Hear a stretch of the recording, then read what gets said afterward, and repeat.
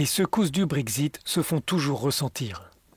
Les tensions sont particulièrement fortes en Irlande du Nord, où de plus en plus de voix se font entendre pour dénoncer les dispositions commerciales entre l'île d'Irlande et la Grande-Bretagne.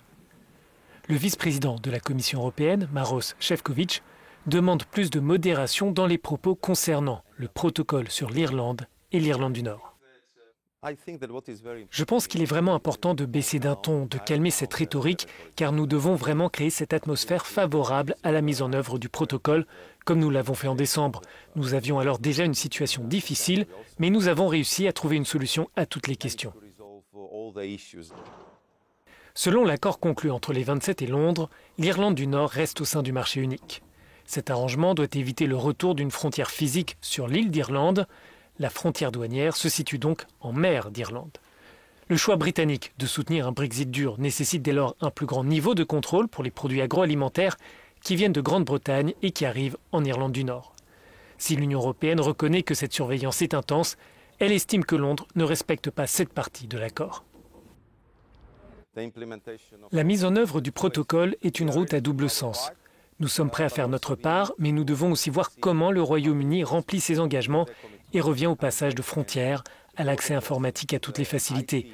Ce que nous avons fait à travers les 4 déclarations d'exportation simplifiées, ou le certificat sanitaire simplifié, ou le régime des opérateurs de confiance pour s'assurer que les rayons des supermarchés nord-irlandais restent pleins.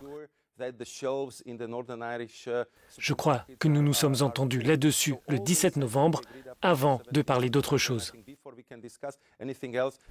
Les tensions se sont accentuées après les revirements de la Commission européenne sur les vaccins. Dans un premier temps, elle a voulu présenter l'Irlande du Nord comme un territoire d'exportation des sérums. Un peu plus tard, l'institution est revenue sur cette décision.